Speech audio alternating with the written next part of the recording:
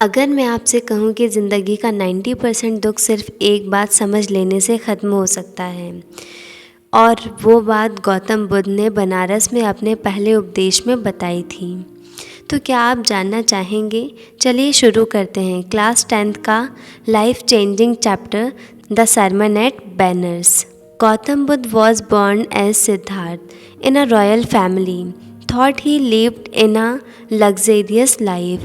He was deeply moved when he saw an old man, a sick person, and a dead body. These sights completely changed him, and he understood that suffering is a part of human life. At the age of 25, he left his place in search of the truth behind these suffering. Gautam Buddha, जिनका नाम पहले सिद्धार्थ था, एक राजा के घर में पैदा हुए थे। उनके पास हर खुशी सुविधा थी, महल, नौकर, अच्छा घर, अच्छा खाना, सब कुछ था। लेकिन एक दिन उन्होंने बाहर 3 चीज़ें देखी, एक बूढ़ा आदमी, एक बीमार व्यक्ति और एक मृत शरीर। इन तीनों चीज़ों ने उनके मन को हिला दिया। उन्हें लगा इतना दुख दुनिया में क्यों है। बस फिर क्या था, 25 साल की उम्र में उन्होंने अपना हर सुख और महल छोड़ दिया और सच की खोज में निकल पड़े। 4 years Siddharth meditate under a peepal tree, trying to understand true nature of life. Finally, at the age of 35, he attained alignment and became the Buddha, the enlightened one.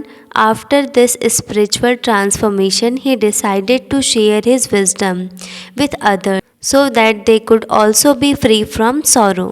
Siddharth कई सालों तक एक पीपल के पेड़ के नीचे बैठकर ध्यान करते रहे। वह समझना चाहते थे कि जीवन का असली मतलब क्या है। बहुत साधना के बाद 35 साल की उम्र में उन्हें ज्ञान की प्राप्ति हुई। उसी दिन से वह बुद्ध कहलाए, मतलब जिसे सच्चाई समझ आ गई हो। अब बुद्ध चाहते थे कि लोग भी दुखों से बाहर आए, इसलिए उन्होंने अपना ज्ञान लोगों तक पहुंचाना शुरू किया। Buddha delivered his first sermon at Banners on the river Ganges. This moment is considered one of the most important teaching in Buddhist literature. In his sermon, he explained that human sorrow arises from attachment and ignorance. He thought that understanding the reality of life leads to peace. Buddha ने अपना पहला उपदेश बनारस में गंगा नदी के किनारे दिया। यह उपदेश बहुत महत्वपूर्ण माना जाता है। उन्होंने बताया कि हमारा दुख लगाव से आता है और अज्ञानता से आता है। अगर हम समझ जाएं कि जीवन में क्या हमेशा रहेगा और क्या नहीं, तो हमारे अंदर शांति आ जाती है। A woman named Kisa Gautami come to Buddha crying bitterly because her only child had died. She requested Buddha to bring her child back to life. Hearing this, Buddha gave her a small task. He asked her to bring a handful of mustard seeds from a house where no one had ever died. एक दिन एक महिला आई, किसा गौतमी। वह बहुत रो रही थी क्योंकि उसका इकलौता बच्चा मर गया था। उसने बुद्ध से कहा, भगवान मेरे बच्चे को वापस जिंदा कर दीजिए। बुद्ध ने उसे सीधे जवाब नहीं दिया। उन्होंने कहा, एक मुट्ठी सरसों ले आओ, लेकिन उस घर से लाना जहाँ किसी की भी मृत्यु ना हुई हो। Kisa Gautami went from house to house searching for such a family, but every household has expired death at some points. As he talked to people, she realized that death is universal. It comes to every family, no one can escape it.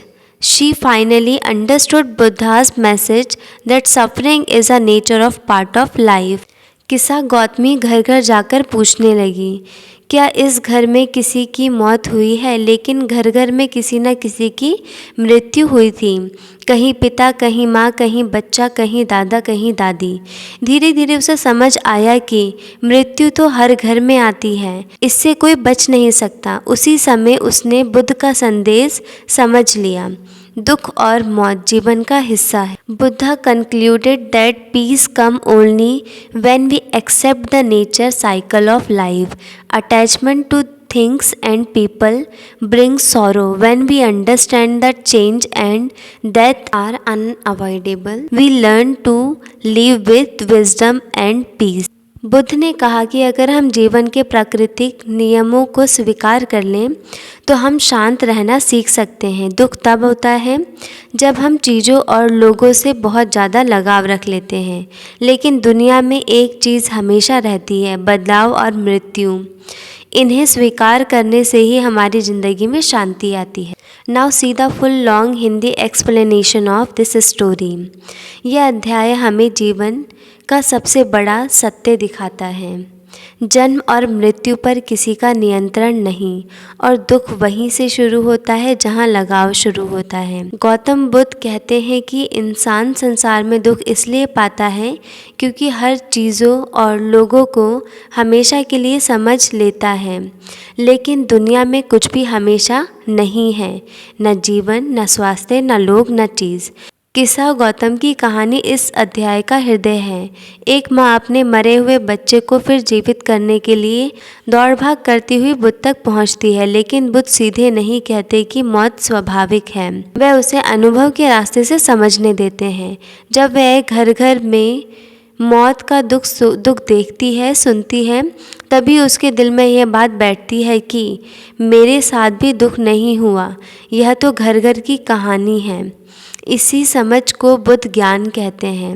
वे बताते हैं कि हम दुखी इसलिए होते हैं क्योंकि हम चीज़ों को बदलना या रोकना चाहते हैं, लेकिन जो आया है वो जाएगा, जो जुड़ा है वो टूटेगा, जो जन्मा है वो मरेगा। इसे स्वीकार करना ही शांति और पहला कदम है, और यही इस अध्याय का सार है। दोस्तों, द सरमन एट बैनर सिर्फ एक चैप्टर नहीं, यह हमारी ज़िंदगी का आईना है। जिस दिन हम ये समझ लेंगे कि परिवर्तन ही जीवन का नियम है, उस दिन हमारे दुखों का बोझ आधा हो जाएगा। अगर आपको यह वीडियो स्क्रिप्ट पसंद आई तो लाइक और सब्सक्राइब करना नहीं भूलिएगा। मिलते हैं अगली वीडियो में। Till then keep learning, keep growing with केचन सेंटर।